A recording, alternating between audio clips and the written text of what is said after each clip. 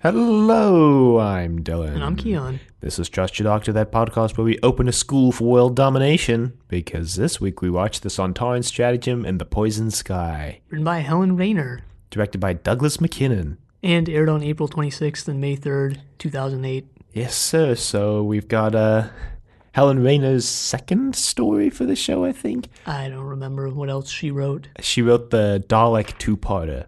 Daleks in Manhattan, an evolution of the Daleks. Huh. And apparently Alright. she was like really tentative to write for the show again because she read Yeah, reaction I remember that. to her episodes, and fan reaction was not good to those episodes. And Russell T basically had to convince her to come back. He's like, Helen, don't take those guys, those Muppets, too seriously. Just come back and write for the show again. No one really cares about. No one really cares about what It's a fans TV think. show No one really cares about fans who, have podcasts that that go have on run for 4 years. 199 episodes. Yeah, no one really cares what they think. Anyway, the story begins with the Doctor and Donna, well, just in the TARDIS, just kind of bumming around the TARDIS, and then all of a sudden the phone rings, and the Doctor's Yeah. like, Doesn't it begin What? with what's her name getting killed by her own car? Because Yeah, this woman gets thrown that out of too. Radigan Academy. And she's like, I'll expose you one day. Atmos is a danger to mankind, and Atmos is this system that's installed in apparently every car in the world. yeah, But, the people at Radigan Academy don't really believe her or anything. right. So they throw her out, and she's like, I'll show you. And she gets in her car, which drives itself into a river.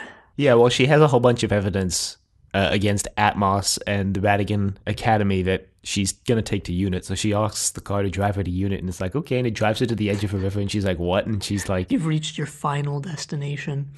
and she's like, wait, what? And the car's like, final destination, and just drives into the river, and she's like, ah. What a way to go. I mean, because imagine just dying of suffocation, just trapped in a car at the bottom of a river. I mean, the car's not watertight, so, not airtight, so it's you just end up drowning, really, because the car will flood, and then I mean, You I don't die. know. that's usually what happens. That's why they always tell you how to break the window in your car when you end up in a lake or a river or another body of water, because that's that way, what's Donna's mom saves Wilf later on. Sylvia, because if you break the window, then you can get out, because you can't roll down the window when you're underwater because of the pressure difference between the water outside and the air inside. There's also the problem of even if she does break out, she has to swim to the top of the river, and who knows how deep it is.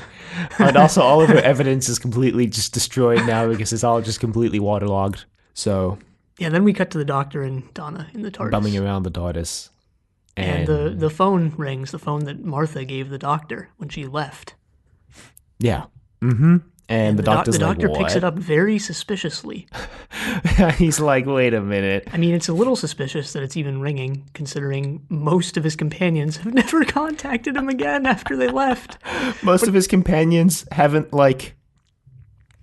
I don't know, most of his companions haven't left their phone behind on the TARDIS to call the Doctor with. Well, I mean, I actually like that about the reboot, is that it brings back earlier characters. I mean, I don't know what they're going to be doing with Rose this season. That's sort of another story, but it's kind of nice that they brought Martha back, since most companions in the history of the show just kind of leave and that's it. They don't really have a part to play in the show anymore. Right. So, Not that they really even used Martha well in this episode, or these episodes, which is par for the course for Martha. pretty much. Although maybe next week will be different. I doubt it. Well, anyway, we cut to Martha, and she's like, Doctor, it's me, Martha. I'm bringing you back to Earth. And then title sequence. And then cut to the Doctor Doctor's and like, Donna. don't worry, I haven't really left Earth very much since I left you. Can you imagine if Martha called the phone and the 12th Doctor picked up and was like, who's this? I mean, how does the phone know what point in the Doctor's timeline to call? I don't know. Doctor It doesn't travels really in matter. time. It doesn't really matter. No, it doesn't. It's just something I was thinking about during this episode. I was like, how did the phone know to call the Doctor right now? and not like the doctor in like, like 2 in the, years. the middle of some dangerous operation where the doctor's about to die. The doctor's like surrounded by Daleks. They're gonna exterminate him, and his phone rings. He's like, "Oh, hang on, gotta take this." I mean, I'm sure they listen since most of the villains these days seem to just listen when the doctor's like, no, wait a minute. Just stop. We have to discuss something first. Anyway, the TARDIS materializes in an alleyway. Yeah, the doctor. Yeah, I don't really know why they picked this alleyway to materialize in, but they materialize in this alleyway, and the doctor comes out, and Martha and him kind of look at each other, but then they hug, and he's like, "Hey, you haven't changed at all," and she's like, "Neither of you," and he's like, "Yeah, I know." And then Donna comes out. Yeah, Donna comes out. We find out that Martha is a full-fledged doctor now, and that she's engaged to a character who I feel like we should know, but I don't know. Yeah, it's Tom Hardigan from the Last of the Time Lords, the doctor she meets when she comes back to England.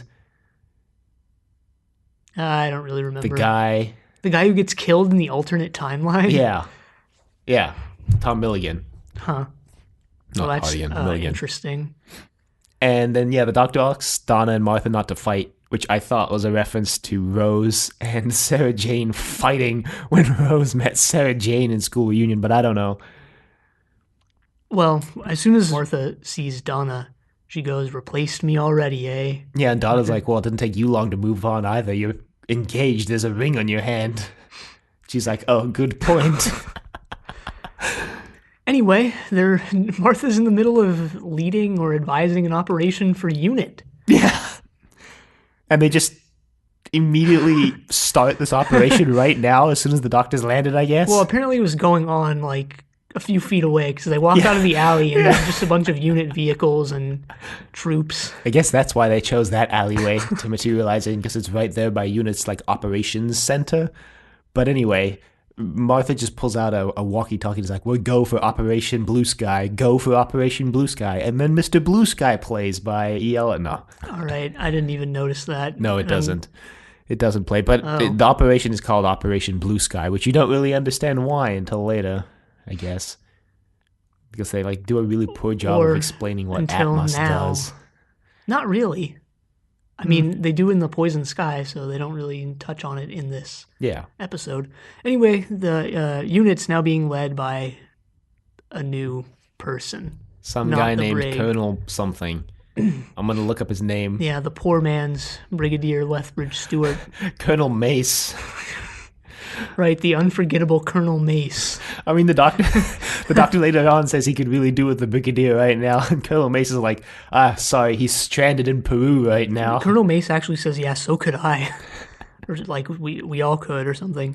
He mentions how the Brigadier was a better leader than he was, which is true. I mean, Colonel Mace is literally the poor man's Brigadier. All the Brigadier wanted to do was just invade and fight, and the third doctor always had to be like, "Brigadier, no. Brigadier, what are you doing?" I mean, throw back to that time the Brigadier just committed genocide, killed off all the Silurians.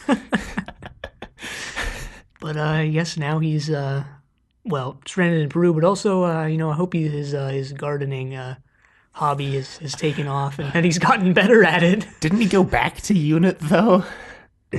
He went back in Battlefield, but, I don't know. Didn't the end of Battlefield imply that he was going to rejoin UNIT or something? I don't know. I don't know. There's audios we could probably listen to for this. Maybe. Anyway, they go to a command center type thing. The doctor's like, "Wow, really upped the budget since the 70s.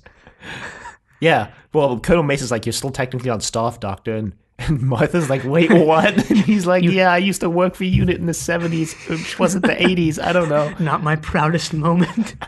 Because the doctor really plays up how he's very anti-gun in this story. Yeah. And it's in this scene, too. He's like, "Oh, I can't stand being around so many guns." Yeah. And the doctor's still on UNIT payroll. He has 40 years of checks to pick up. 40 years of back money to pick up. Doctor's rich.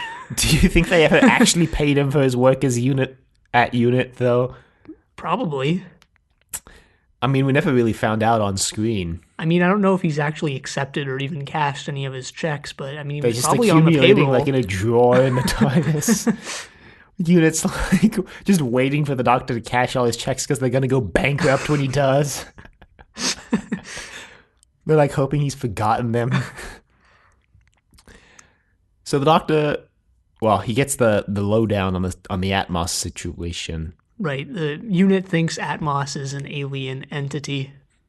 Yeah, or alien tech of some sort, because you thread it through basically any car possible, and it like cuts your carbon emissions down to zero. And the doctor's like, zero? I don't even know if that's possible. And Donna's like, well, it's in every car. Haven't mentioned it until now. Hasn't been a major part of the show until now, but it's been in every car around the world. Yeah, and she also mentions you get a free sat-nav system. If you recommend to a friend or whatever. Yeah. But Atmos is, I wasn't too clear on this. It had either been created or helped to proliferate by Radigan Industries. Well, to people on Earth, it was created by Radigan, but we know better. Yeah, we know it was created by the Sontarans because we know the Sontarans are in this.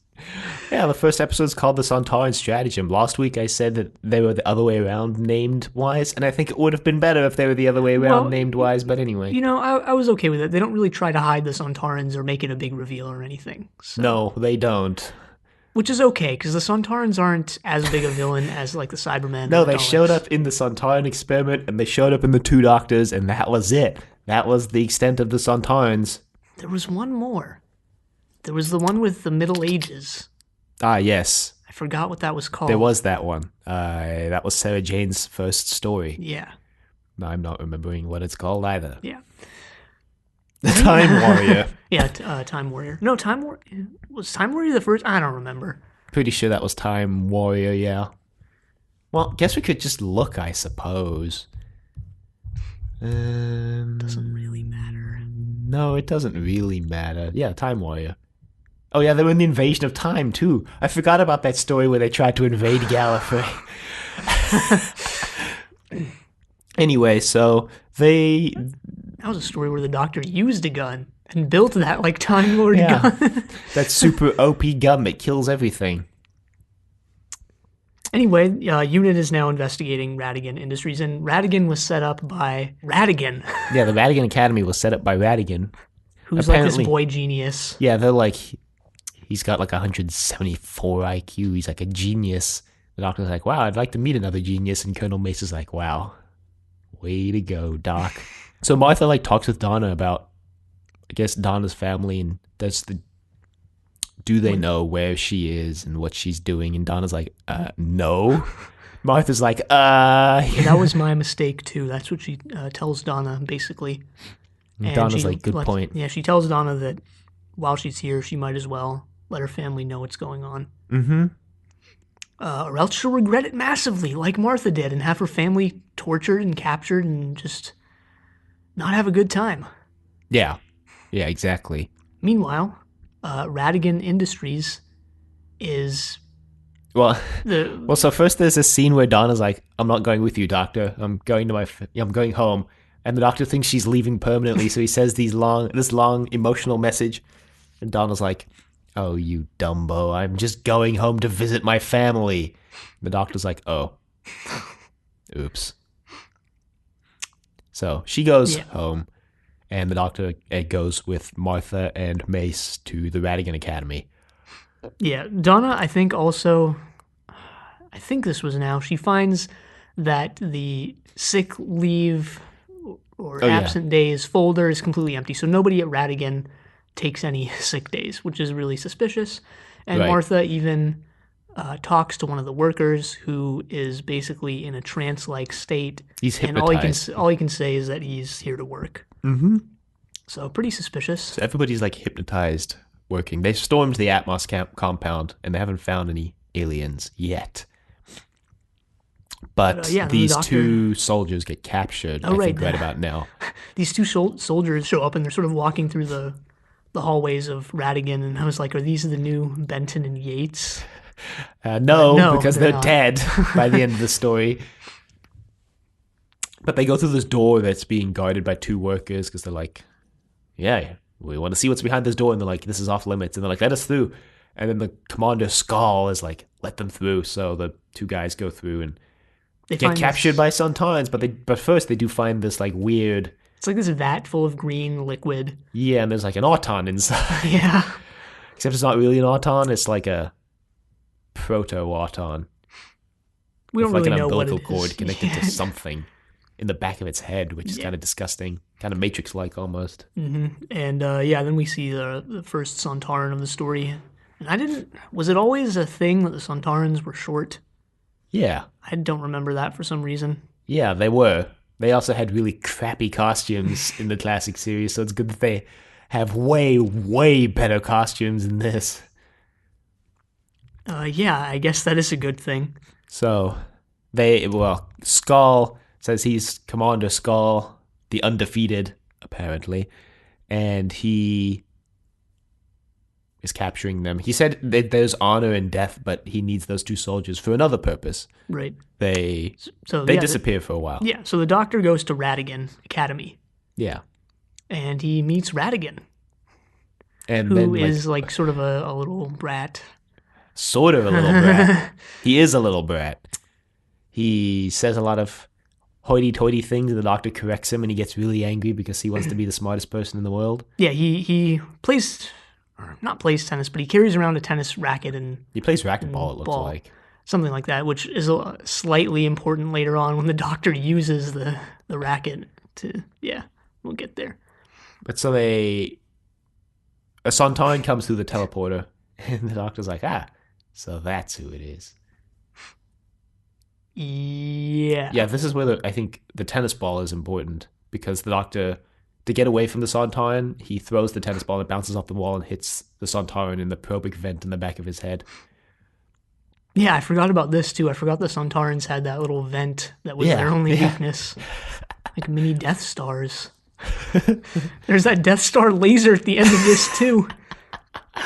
Yeah, well, Unit and Torchwood really like their Death Star lasers. So yeah, Radigan, I don't know. I probably shouldn't bring this up because it's kind of a tangent, but Radigan, one of the things he says is it's something with the same construction as like, if only I was richer or something like that. It's not that, but the Doctor corrects him to were, but he explains it in the stupidest way possible. He says that it's were because it's a conditional, which I guess is this is just kind of bothered me as someone who like kind of studies language at least somewhat.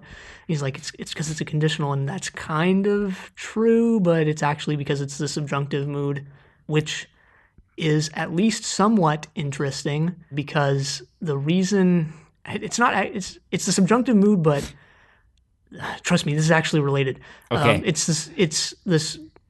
So there's four moods in typical Indo-European languages. Well, English only really has three anymore, which are the indicative mood, imperative mood, and subjunctive. But there's also something called the optative mood, and the subjunctive mood, which is what Radigan misuses here, is about expressing how things could be. Mm-hmm. Whereas the optative mood, which English has sort of lost, is about how expressing things should be. Right. And there's dozens of other moods in other languages and stuff. But yeah, I think it was Foucault actually who came up with this idea or theory or whatever that science fiction and fantasy. Well, he's specifically talking about literature, but I guess we can just extend this to TV. So Doctor Who. Yeah, even though I'm not TV exactly is literature. No, I don't. That's the thing. I don't consider TV as a finished product literature. I consider like TV scripts literature because literature is writing. Yeah, that's what I'm saying. It's literature to an extent. Part of it is literature, but not all of it. Made out of literature, but then once part it's of like it is TV, literature. Like an element of it is literature. Sure. Anyway, continue with what you were saying. Yeah, so Foucault has this idea about how the loss of the optative mood in English, about how expressing what you want or how things should be, is what leads to the English tradition of science fiction and fantasy literature, which basically starts with Frankenstein or maybe Margaret Cavendish Blazing World, but I kind of don't. That's like proto-science fiction. Mm-hmm. And that's just in the English tradition. Obviously, there's science fiction stories that are like thousands of years old from other places around the world, although English doesn't really deal with that. English literature does deal with fantasy-type stuff, like Beowulf and things like that. But yeah, I mean, just wanted to point that out because it's interesting how Doctor Who, if this theory is right, is a show that stems from this loss of a mood in the English language, yet is completely oblivious or like plays down the concept of the mood and just says, well, it's because it's a conditional. Right. And I read this paper, essay, thing recent. I don't know what you'd call it, chapter of a book by Samuel Delany called "Some Presumptuous Approaches to Science Fiction," and that's kind of it was kind of a misnomer to me because that's actually more about like linguistic and literary theory than it is about science fiction. Right. And he talks about the relationship between science fiction and fantasy because he's a sci-fi slash fantasy writer, and the optative mood. So if you're interested, you can check it out. You can probably find it for free online. Not that we condone that. I want to make that clear. We don't condone that. But yeah, that was just something that kind of bothered me while watching this. Mm-hmm. Anyway, yeah, the Doctor uses the tennis racket to stop the Sontaran. Yeah, and they run away. And the Doctor's like, well, now that we know what we're facing, this will be easy. Yeah, Martha doesn't actually go with them to the... Yeah, Martha doesn't go with them. I thought she did for some reason, but I just remember she doesn't because then the Doctor calls Martha and he's like, oh, tell Colonel Mace code Red 7 Sontaran. And that actually happens after this other key scene where Martha gets kidnapped by the two soldiers who were hypnotized. Yeah. I almost said hoodwinked. Martha gets hoodwinked. And Martha's cloned. That's what they're doing in that sort of back area. Of Martha. And they need to keep Martha alive in the basement to access her memories for the clones. The clones need to access Martha's memories. Yeah. Mm-hmm. Meanwhile, Donna has gone home. Right. Donna's at home. She has this heartfelt reunion with her grandfather, Wilf. He's just outside doing gardening, something. I guess. And he sees her and they hug because Donna has been gone to the people of this time for a couple days without any contact. Yeah. And her mom's like upset and also they throw in this line to explain why Wilf wasn't at the wedding in Runaway that Bride. Was kind of dumb. I mean, that's one of those things where the writer is like way too in their own head about things because if they just never mentioned it, I wouldn't have even thought about it or cared. Well, they do anyway, and apparently Wilf was down with the flu. The Spanish flu. Yeah, because Sylvia's like, oh, you're not with that doctor again, are you? He's always trouble. Everywhere he goes, there's trouble. I'm like, the only time you've seen him is at that wedding. That wedding that you kind of ruined because you threw the party without her. Sylvia, are you forgetting that? Yeah, the wedding basically fell apart because Donna's family and whatever Lance's family were just a bunch of scumbags. Well, if Wilf was there, it wouldn't have fallen apart because Wilf is cool. Yeah, Wilf is pretty awesome. I told you, Wilf is awesome. He believes Donna about the aliens. He's like, I've spent my whole life dreaming about aliens. Never guessed that they'd actually be real, though. Kind of just thought I was crazy in the back of my mind this entire time. Wilf's also the first companion family member we've had who's actually pretty much okay with the companion going off, except I guess Martha's brother, except he shows up once. Martha's brother is just incredibly apathetic towards the whole thing, really. Yeah, but Wilf is pretty cool. Wilf's the first one's you go with the Doctor and you go save the world, Donna. But anyway, we're not there yet. The Doctor... I mean, we're kind of there. So the Doctor... He kind of has the sentiment in this scene here. Yeah, I mean, he kind of talks about it, and Donna's like, oh, don't worry, the Doctor will save us all. He's a wonderful man. He can save everybody. And Wolf's like, I believe you. And Sylvie's like, I don't, from the other room. So the Doctor gets there because Atmos is installed in all the cars, and because the Sontarans are involved, the Doctor's like, well, something suspicious is going on here. So he meets back up with Donna. And meanwhile, at Unit HQ, the Martha clone has hacked into the system and stolen the NATO launch codes. Because apparently Martha has security access 1, which I guess is the highest security access. Yeah, she does. Even though I guess she's in an advice. I don't remember if she says exactly what she's doing with this operation. I think she works for Unit now. Huh. Because she also says that Unit rushed her approval to become a doctor through really quickly because of her experience in the field with the Doctor. Yeah, well, based on her medical knowledge in Series 3, you got to wonder if that's a good idea. Oh, throwing some heavy shade there at Martha. Yeah, I think she proper works for Unit. Huh. That's interesting. So, That's also the thing. Like Donna was like, "Is this what you do to your previous companions? You turn them into soldiers?" And the doctor's like, "I didn't do this. She was really normal when I left her." I mean, he doesn't say that, but he's just like, I left her and she was becoming a doctor, and now she's like a doctor for unit, so Yeah, she's doing what I did in the 70s. I guess this also plays into the fact that the reboot is exploring the companions after they leave the Doctor a lot more than the classic show ever did. Mm-hmm. I don't know if I think this idea about like the Doctor turning people into soldiers is a good addition to the show or something that really needs to be explored, because it's not really even true, other than like maybe Martha joining unit. Mm-hmm. I can't really think of any other Stephen companions. became a king. Yeah, I mean, but other than that, can't really think of anyone who went on Let me think about this. to do something other than return to when they. Well, I mean, Tegan became a doctor on a plague ship. You Not mean Tegan, Nissa? Nissa. But okay, Tegan just ditched. Yeah, Tegan ditched. There are plenty of companions who went on to do something that was inspired by, if not the Doctor, then the things they witnessed in their travels. Right. And there are a bunch that went on to just go back to their normal lives, and a couple who died. Adric. Katarina. Chameleon.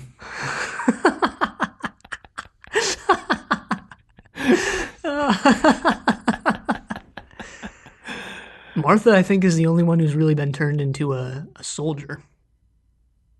Yeah, I don't know if she even And is in a that soldier, ca- I because mean, she's she's like a doctor yeah, who she's works for unit. yeah. So that's just Donna kind of just Being Donna. driving the knife deep into the doctor's heart, because you know how the doctor hates soldiers and fighting in war.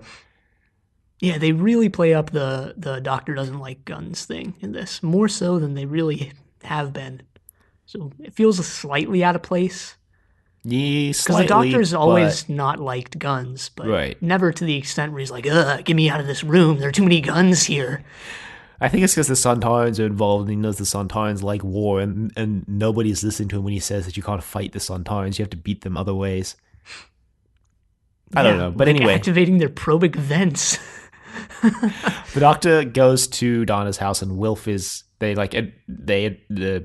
analyze the Atmos system, and the Doctor activates it using the sonic screwdriver. Yeah. And he's like, "That's kind of weird." They find out that it's dangerous. It lets out this emission that can kill you, and it can control the car. Yeah, and then I guess Radigan and his Sontaran buddies decide to activate their plan, because apparently the Sontarans are waiting for more Atmos systems to be installed, but apparently the amount they have installed now is enough to activate their plan. So they go ahead and just do it while Wilf is in the car. He's like, "This is dangerous. We should move it off the street away from the house." And then the Atmos system activates, and he starts suffocating as it starts flooding the car with like noxious gas. Yeah, poor Wilf. As soon as he got in the car, I knew that he was a goner, or not. I mean, he's not a goner, but I knew something bad would happen to him. Because Wilf is such a lovable character. Yeah, he is. And yeah, like you mentioned, the car starts flooding with Atmos gas. The entire atmosphere starts flooding with Atmos gas.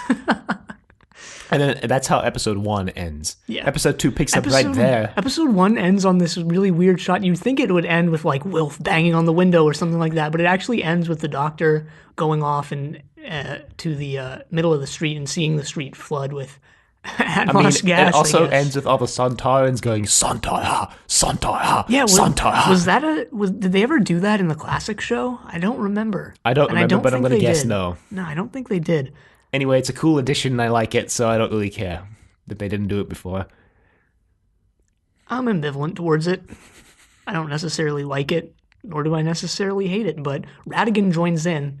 I guess because he's just bored with the world and he's smarter than everyone, so he... Well, you find out later that the Sontarans promised him a new world, so... Yeah, and that the reason why he sort of started this academy and gathered these geniuses and had them invent a bunch of things for him was so that they could, essentially start over on a new planet.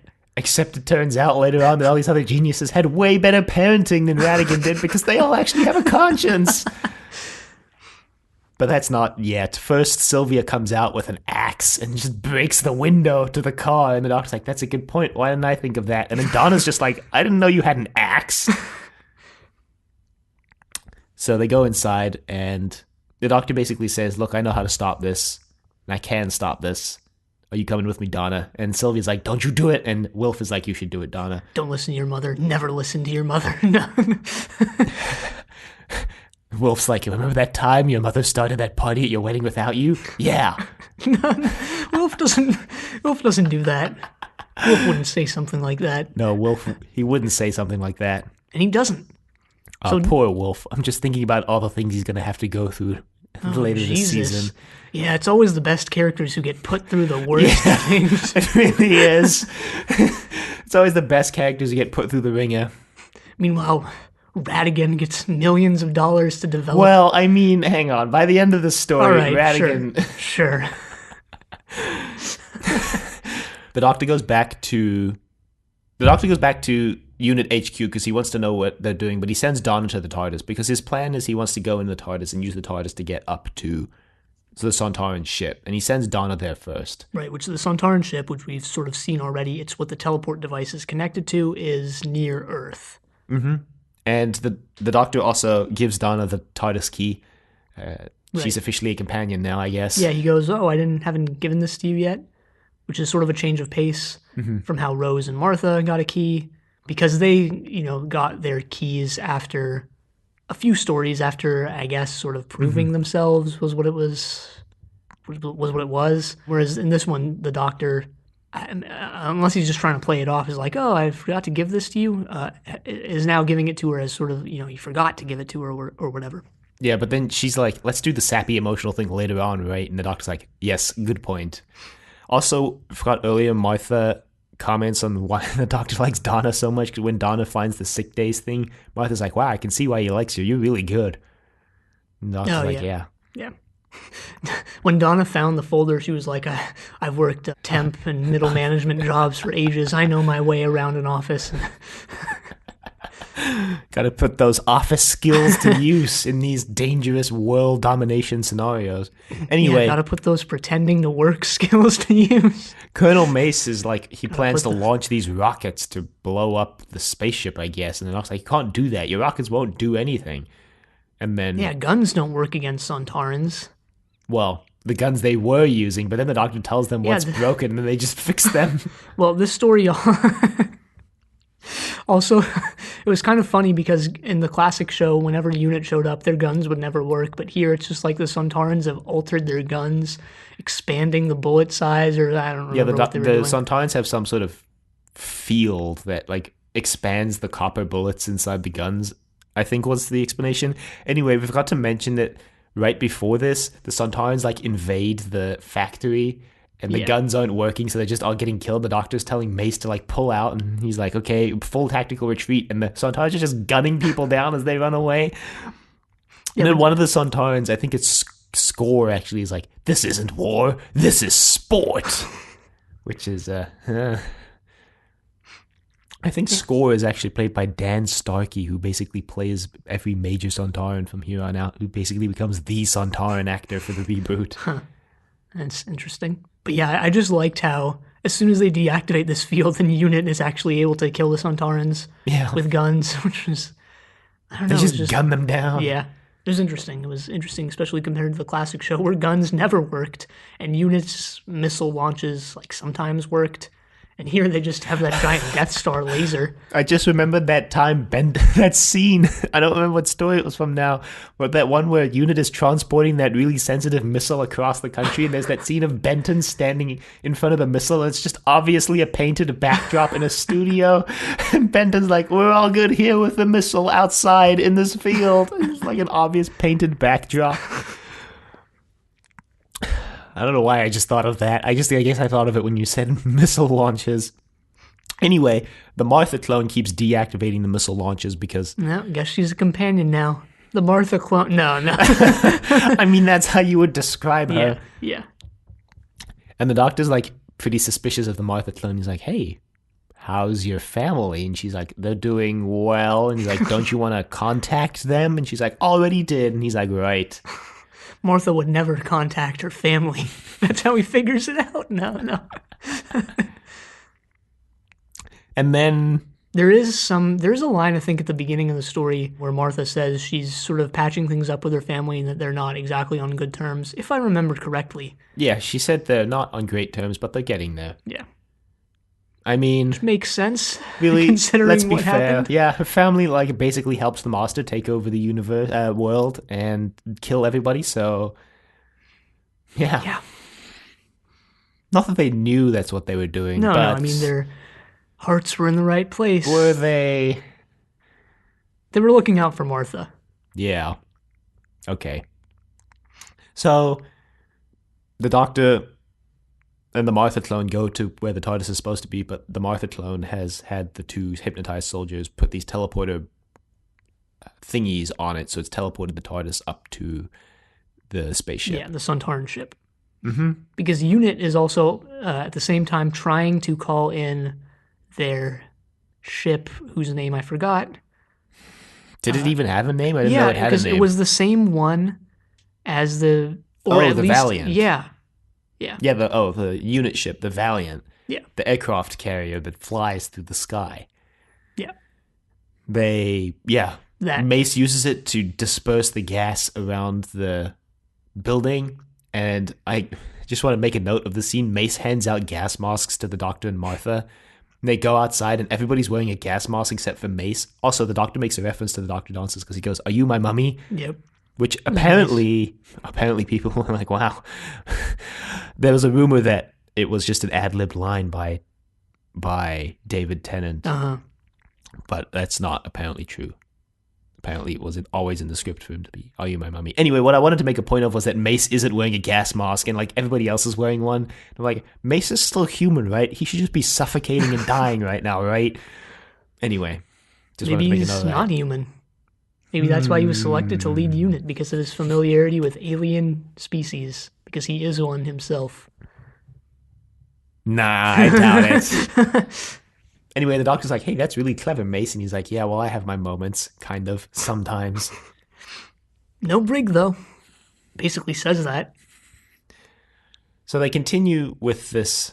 They continue to stop the missile launches. Anyway, now Radigan reveals... This is when Radigan goes back and reveals that the academy was just a training ground for basically his new society. He's come up with a breeding program. Yeah, the which Sontarans... is like a really weird way to say that. The Sontarans promised him another planet, so his plan was to take all these geniuses to another planet and basically start human society over again, because it's complete garbage according to him.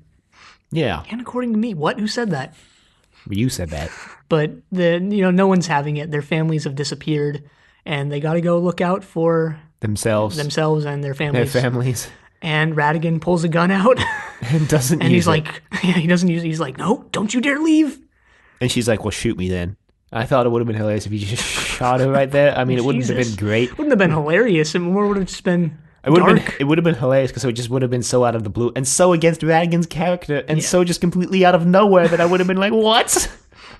That's why it would have been hilarious. Well, she doesn't want to live in either a world dominated by Sontarans or on a new planet controlled by Radigan, so... Yeah.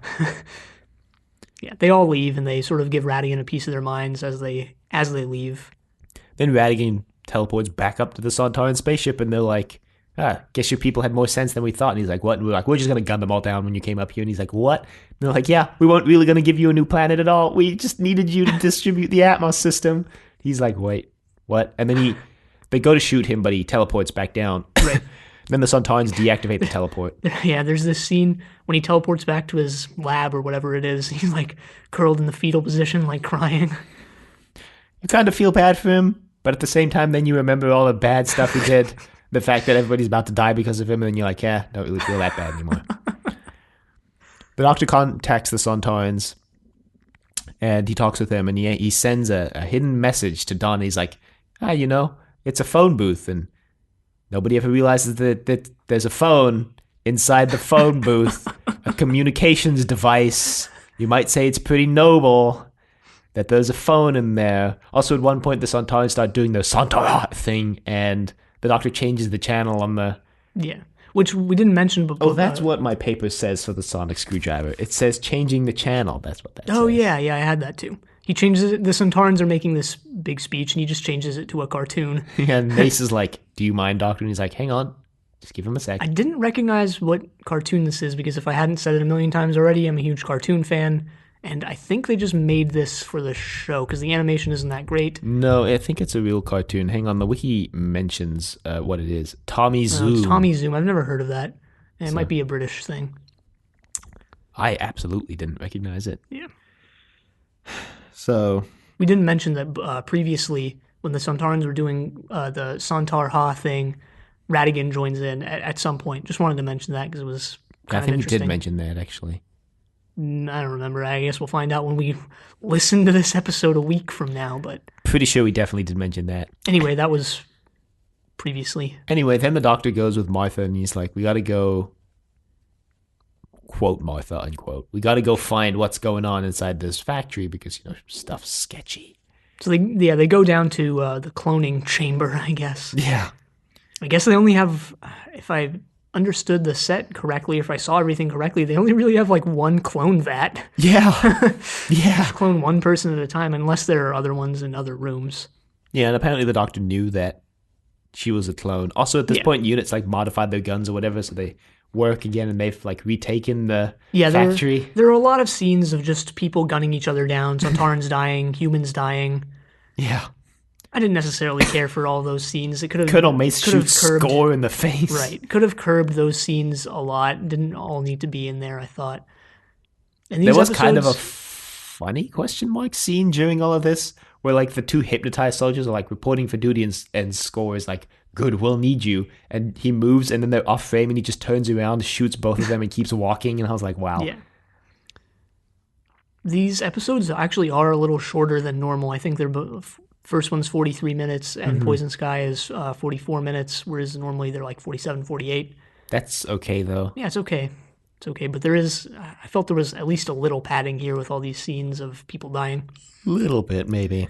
They also do that thing that they tend to do in the new series, which is make the scale larger than they're really able to portray on the show. Right. Because, supposedly this gas is dispersed over the entire Earth, which is fine based on what you find out later, what the gas is actually used for. Mm-hmm.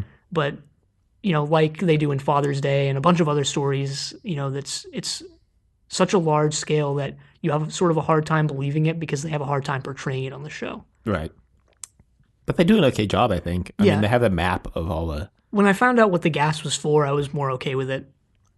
Because that's something that, needs to cover the entire Earth. Yeah. The Doctor also calls up Donna. Well, Donna calls her family because she doesn't know what number to call. And Wilf picks up and he's like, are you with him? And she's like, no, I'm on the spaceship. And he's like, okay. You promised he was going to save us all. And she's like, he will. I know he will. And Sylvia's like... She talks with Sylvia, and Sylvia's like, he's not going to save us, is he? He's going to get us all killed. And Donna's like, just believe me, Mom. Just believe. I actually don't remember her talking to Sylvia, but, whatever. Yeah, because Wilf is, nailing or, caulking up the doors so no gas can get inside. And Sylvia's like, just finish your job, Wilf. So then the Doctor calls Donna and explains that he needs her to go to the teleport and activate it because it's deadlocked, so he can't activate it with the sonic screwdriver. Right, but Donna goes and sort of peers outside, and there are some Sontarans all over the place, obviously. Well, there's one right outside the TARDIS, and the Doctor says, just whack his pelvic vent, and she's like, what? And she picks up a hammer and whacks his pelvic vent, and she's like, haha, I did it. And the Doctor's like, there you go. Yeah, nice going. Maybe he just runs in the noble family to skillfully wield axes and hammers, things like that. It's been passed down from generation to generation. So they go, and she goes to the teleporter room, and she's able to reactivate it, and then the Doctor teleports her out to the clone room right before the Sontarans shoot her. And yeah, so the Doctor's also let the regular Martha go, and the Doctor's trying to figure out what they want for the planet, because normally Sontarans just invade, and they're not. Yeah, because they're a warlike people, so they wouldn't had come up with this intricate plan and Ratigan Industries and this gas if all they wanted to do was take over the Earth. The Doctor also reveals that he knew from the start that the Martha clone was a clone because her pupil dilation was all sorts of off, and also she smells, apparently. So the Martha clone is dying now that Martha has been disconnected from the memory machine, I guess. Yeah, so the clone had all of Martha's memories, which the Sontarans slash Atmos slash Radigan needed for the security clearance. Right. But now that Martha is awake, her I don't. They give some explanations to why the clone is dying now that Mm-hmm. Martha is out of her sort of stasis state, and this is why what's his name, the main Sontaran, didn't kill the other two Right. guys because other. I guess their clones would die if. Uh, I don't know. I just assumed yeah, those guys were hypnotized. yeah. I don't know if they were hypnotized or cloned, or they're probably cloned. And the Martha clone eventually reveals that they're like turning it into a nursery planet. And the doctor's like, oh yeah, that makes sense. The Sontarans are clones. The doctor also mentions the Sontaran slash Rutan War, which I think Yeah, was brought up in Horror of Fang Rock when we saw the Rutan. right. And they mention root. The doctor, I think, mentions like countless years of Sontaran and Rutan bloodshed, and I remembered. I thought back to Horror of Fang Rock, and I was like, did Rutans even have blood? Yes. No, I don't know. Maybe. But the doctor says the war's been going on for like years and years, and the Sontarans are like probably losing right now, which is why they're so desperate. Yeah, I remember there being a lot of interesting stuff outside of the main TV show about the Sontaran and Rutan War, Mm-hmm. but I don't remember what any of that stuff was. We can listen to some of the audios later when we catch up to the TV show, which will actually be in about a year and a half, I think. Yeah, sort of end of 2019. Yeah, I think so. Although I think Um, we calculated that before. no, I think we're gonna catch up to where the show is right now, as in Yeah, before Series 11 is aired yeah. At the at the end end of of 2019. So yeah, the so we'll start of have a little. 2020 will catch up, I think. Yeah, we still have a long way to go. I mean, it really seems like we're coming in on the end here, but I mean, we still But we're have not. almost 2 years to go. Yeah, that's hang on, I've got the release And schedule if here. they Yeah, we'll make catch up to Twice Upon a Time, which is the Christmas special that just aired November 30th, 2019. sure, and if they have a new series in 2020, that's going to be more content to watch. Right, but it'll Coming probably be in right. the No, it'll be in fall. the fall, but it'll come like pretty close to when we catch up, Yeah. so it'll be even more. So we'll probably catch up right when the 13th Doctor reaches her third season, probably. Anyway, I don't know why we're talking about this now. Forgot how we got on this topic. The Doctor and Donna and Martha teleport to Radigan's academy because now that the Doctor knows what the gas does, he can counteract it. So he basically Radigan pulls a gun on them as soon as they walk out. The Doctor just grabs the gun out of his hand and throws it to the side. He's like, "I'm tired of these guns." And he like takes the atmospheric converter and fixes it. The Or time flow finishes it. analog. Basically. And he takes it outside and he's like, this is going to ignite the atmosphere. And they're like, wait, what? And he's like, yep, should be fine though. They're like, no, doctor, you can't sacrifice yourself. Because we didn't actually explain it that well. The gas is going to turn the planet into a suitable Sontaran cloning ground because it's what Sontarans. It's like when the Sontarans are all Sontaran. clones. Yeah, so when the clones, it helps the clones grow. It's poisonous to humans, but it's like food for the clones, basically. Yeah. So they need to get it out of the atmosphere. Yeah. Doctor's like, I'm going to go sacrifice myself to do just that. Well, no, he gets it out of the atmosphere first. They go outside and he activates it and like burns all the gas away. Then the Doctor says, now we're really in trouble because the Sontarans are just going to invade now. And that's when he says he's going to sacrifice himself because he's just going to go up right. to the spaceship and then activate it on the spaceship so it blows up the spaceship. Sure, I guess I just combined those in my head Yeah. into one thing. Anyway, Sylvia and should have Wilf are been really one happy thing. that everything has worked out. And they're like, and Sylvia's like, yeah, Doctor's gonna die. No, I don't think she knows. So the Doctor Nor gets do I in the think she'd say teleport that. and he tells Martha that she's been great. He apologizes to Donna for leaving so soon. He tells Radigan to do something smart with his life, and then he goes up, and Donna's like, he says, you're saying goodbye, aren't you? And the Doctor just doesn't respond and just leaves. And then anyway, Radigan goes and hacks the teleport. The Doctor says the reason why he has to go up and he can't put it on a timer is because he has to give the Sontarans the choice to leave. Yeah, he does say that. And he goes up and he gives them the choice, and they're like, haha, as if you would even do that. Like, as if you would kill us all. Then they start going, Sontar, Sontar, as they send down their fleets of people to invade Earth. And then Radigan hacks the teleport, and Donna's like, what are you doing? And Radigan's like, something smart. Something clever. I think clever was his key word. And he That he'd been saying. swaps places with the Doctor.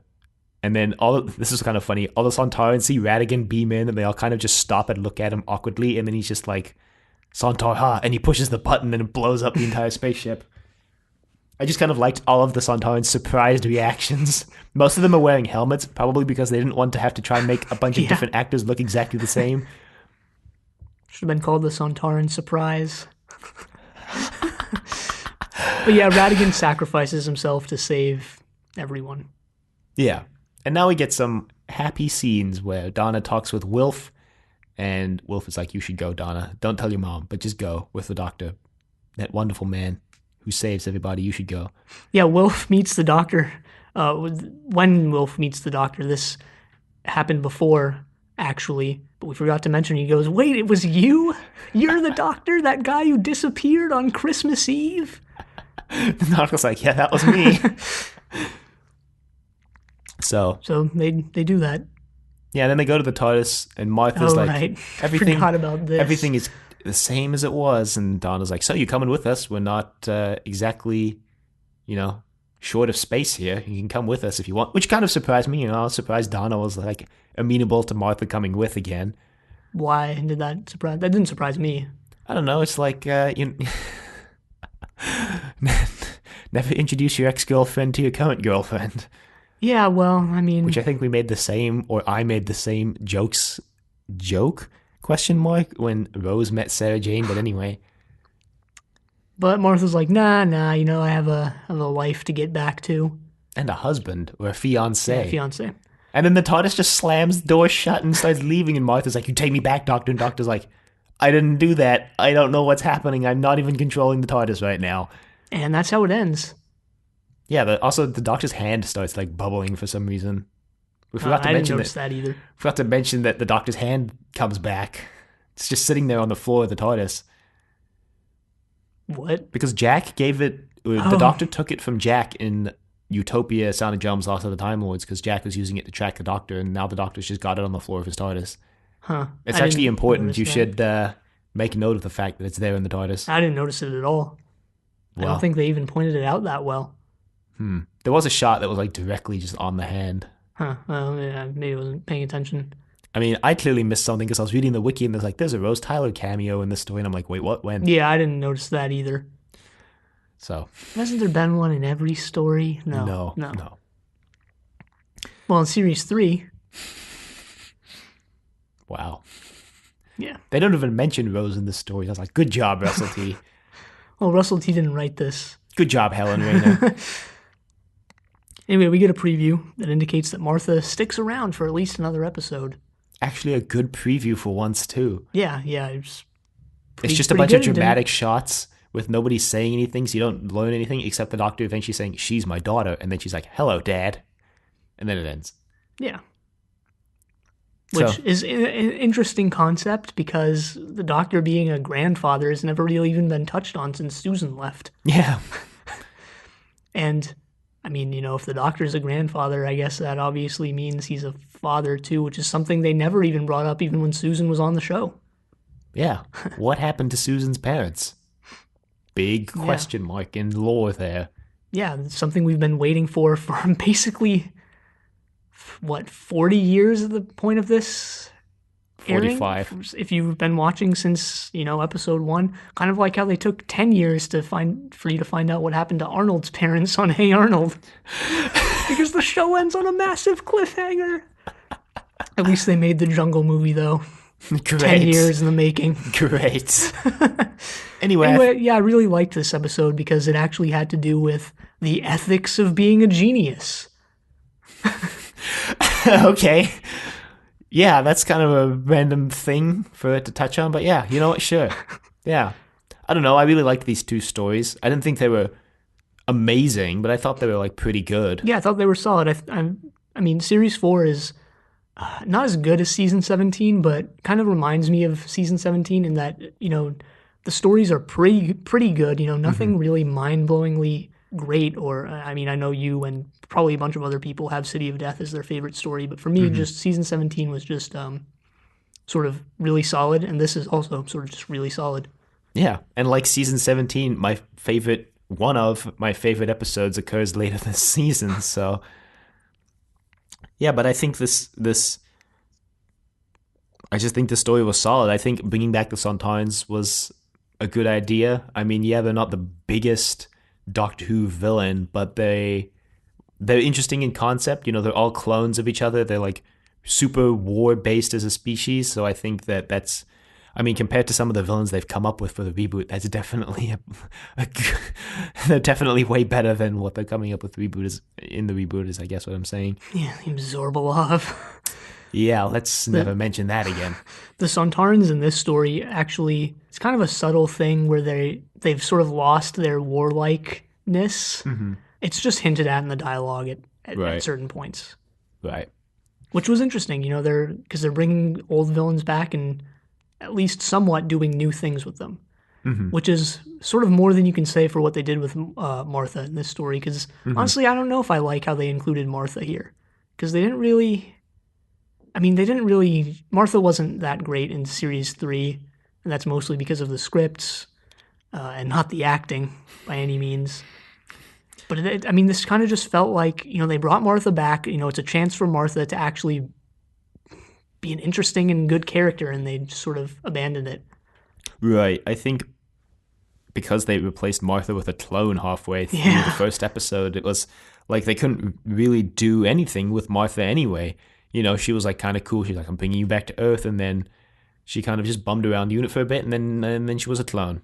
But maybe it's a good thing then that she comes back, or that she sticks around for another week at least, because, you know, more opportunity to actually make Martha a cool character. Right. Yeah. More opportunity to actually do something with her. We're getting, for the first time since Adam and Rose, the 3-person TARDIS again. Hopefully this this works out better than that. Yeah. Oh, I forgot to mention, there's a scene at the end where, you know, the world is saved and someone goes and peels off the Adamus sticker on their car. And I was like, those decals aren't that easy to peel off. Like, come on. You stick one of those things, one of those interior inside of the window things on your car, you're going to have a hard time peeling that thing off. They spent the entire Atmos budget just on the actual tech and not on the decals. So... makes sense to me. Probably a good thing. You know, you don't want to pour too much of your budget into decals. Why not? I want Atmos decals for everything. I want an Atmos decal for my laptop. Then again, you know, Atmos marketing budget was probably huge, considering it's basically this ubiquitous thing that's in every car in the world. Yeah, or like 40 million cars, I think they say. Anyway. Yeah, the Doctor actually mentions how there's like 800 million cars in the world, and if you could control cars, you could do some serious damage. Yeah. Which I was listening to a podcast recently, and on that podcast they were discussing Ant-Man. And they got to discussing, and I was thinking about this too, like, if you can control ants, like, you can do some serious damage to the world. Yeah. There are a lot of billions of ants in the world. There are a lot of ants in the world, and a lot of like really dangerous ants too. A lot of ants that bite. Yeah. And Australian ants that can just kill you. So what we're saying is basically watch out for the ant uprising when that comes. And remember to stock yourself with bug spray and Raid, I guess. The only effective of the ants haven't ants. become resistant to it, which some are. Yeah, but like you can't shoot the ants because it's really difficult to aim a gun at like freaking tiny ants. You could like bomb the ants. I guess you could firebomb the ants, yeah. Napalm.